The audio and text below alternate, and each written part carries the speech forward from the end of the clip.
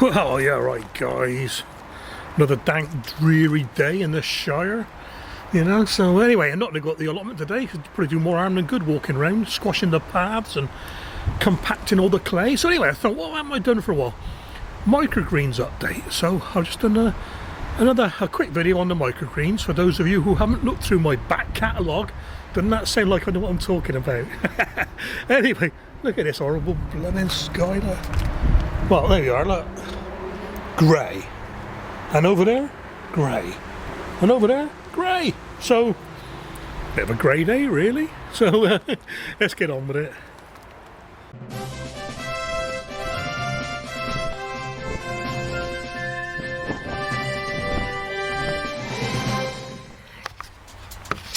Okay then, so first up, put the compost. This is Levington F2S. Compost into the trays. Now, the trays are clean. Clean, sterilised clean. And I don't use Jay's fluid, I use this stuff here. Oh, can you see that? It's Savon Noir liquid. Liquid black soap, basically. Made of olive oil. It's totally organic. It hasn't got that horrible chemically smell. In fact, I'll tell you what, I'm going to get a bit out for you and just show you. It is the thickest, gloopiest stuff you've ever seen, if I can get any out. Oh, crikey, don't waste that much. Oh. Made of olives. So you get some that are made of, I don't know everything else, but gosh, smells nice. And it's like it's organic, biodegradable, voila, and I use it for washing everything. Wash your trays, wash your tools, and you can even stick it in a spray and spray against green fly. It gets rid of the black mould that green fly leave behind. Spray it on the plants. So I'll save that and use it in a minute. Right, so what I'm going to do, I'm going to load up these 3 seed trays. Let's get this a bit finer.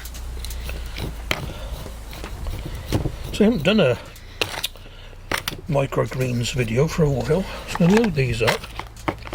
I'll just do the one and come back.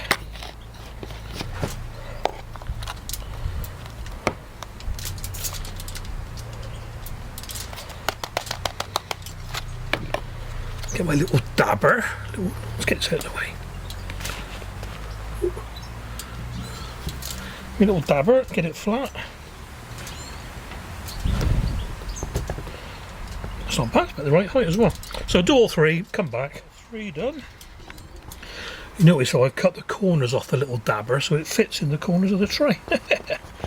Right, these are the seeds that are going in. Right, these are the seeds. I've got cress and a green mizuna, which is like mustard. So I hear you saying, because you're clever, why 3 trays? Well, I want to do 2 with a weight on them. I'm going to do 1 without, just to show you why you need the weights. So let's have a look at this. What this is, CC, that's the control. So that is cress with no weight on. Let's try and get this fair. I'm going to do this. Sprinkle loads and loads of seeds over the top.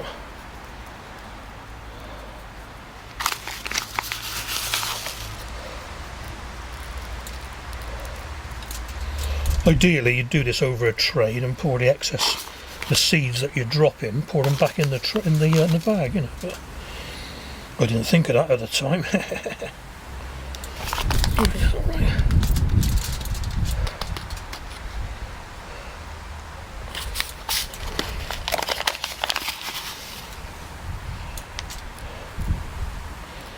Now you notice it's very, very densely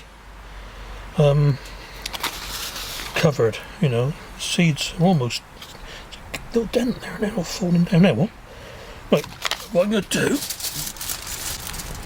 I've got me a little bit of, I don't want to use this because it's wet on the bottom, so I'm just going to push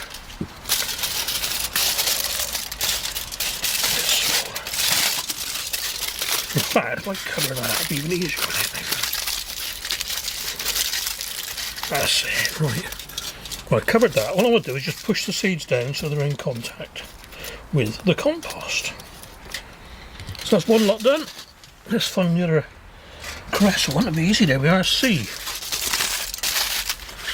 Right, same again.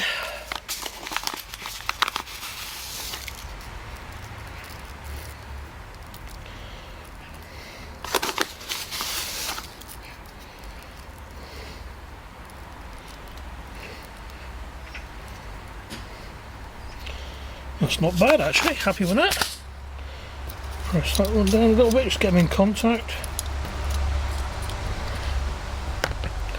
And make sure that's clean for the next one. And the next one is the mustard or Mizuna. A bit harder to see these ones because they're black.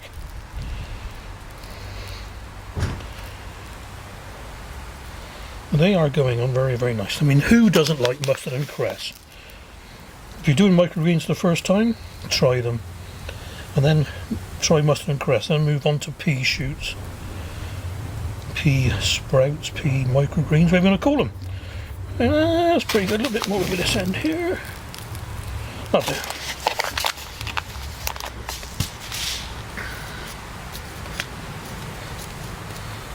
Right, that's that. Put these away a second and get the watering tray out and bring you back. Well, there we have one tray full of water. And let's probably overflow when I put these in.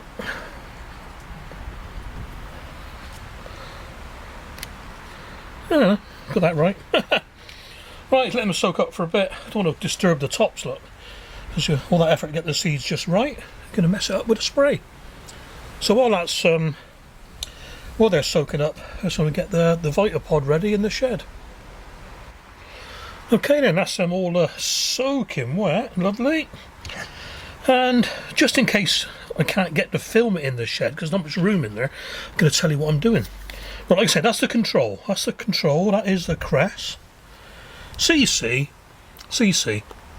And that is going to stay exactly like that, just to see how it grows compared to the rest. Now the other two, what they're going to do, they're going to be stacked on top of each other. Let's try and get this in so you can see. Right, stacked on top of each other with a little shield in between made of cardboard and silver foil. If you use just cardboard, all the seeds will stick to it. Look. So that'll be on top of that, that'll be on top of that, but one more on top of that, right? Then on top of that, there's this tray full of gravel. So why the cling film, Steve? Well, what will happen when this grows, I'm going to try and do this. These seeds have incredible power, and as they grow, they will tip this off. They'll tip it off somehow, believe me. And what I did last year when I did it, I had the gravel in the tray with no cling film on, and the gravel went everywhere. So, live and learn, eh? So, let's get you in the shed. In fact, I'll tell you what I'll do. I'll put these on now, just so you can see what I'm doing. So I'm going to put that up there. That on top of there.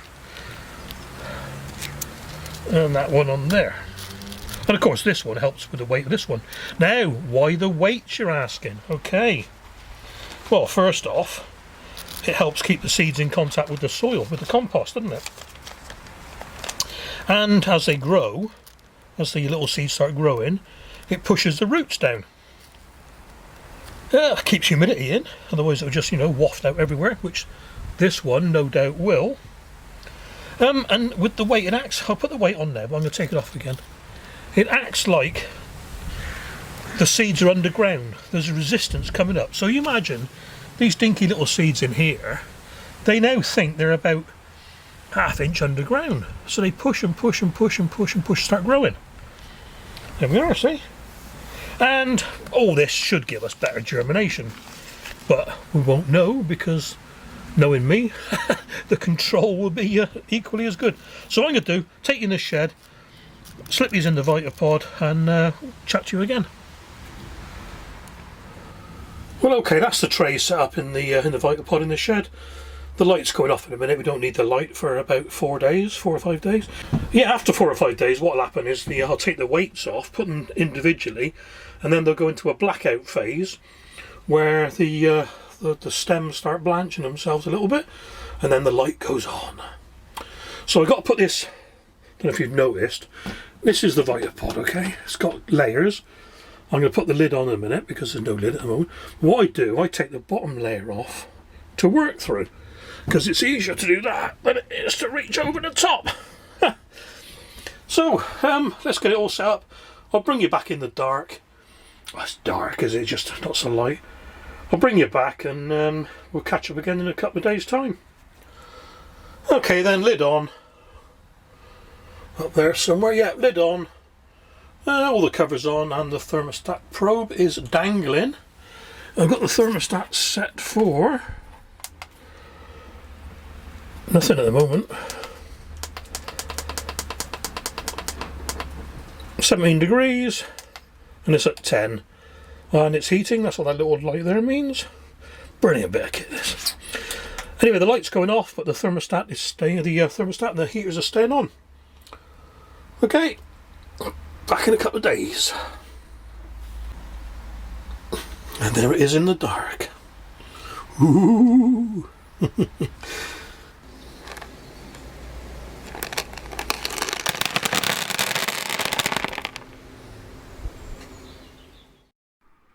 Well, a little bit of a different spill of beans today. It's all about giving. Giving to charity and giving to good causes. I always give to the lifeboats and the blind charities for personal reasons. But good causes, you know, sometimes they miss out a little bit because charities tend to get a lot of the funding, you know. So let me just show you an easy way to give to a good cause of your choice.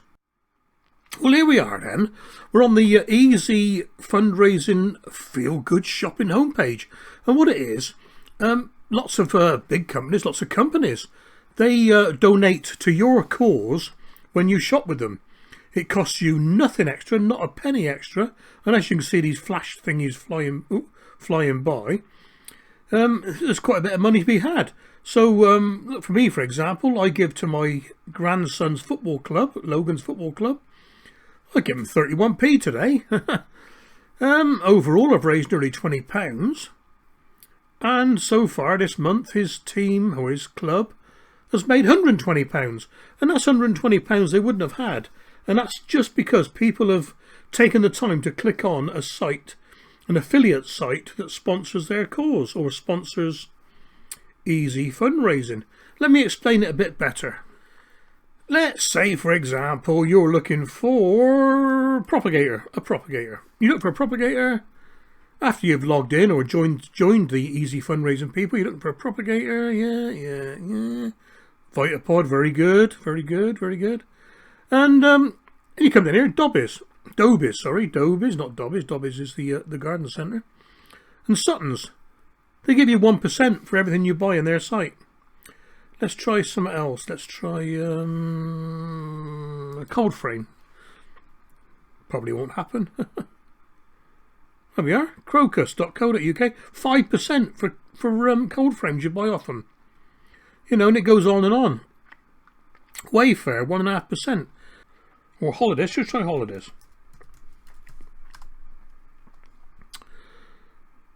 So Chewy, 2%. You know, that's not bad. Crikey.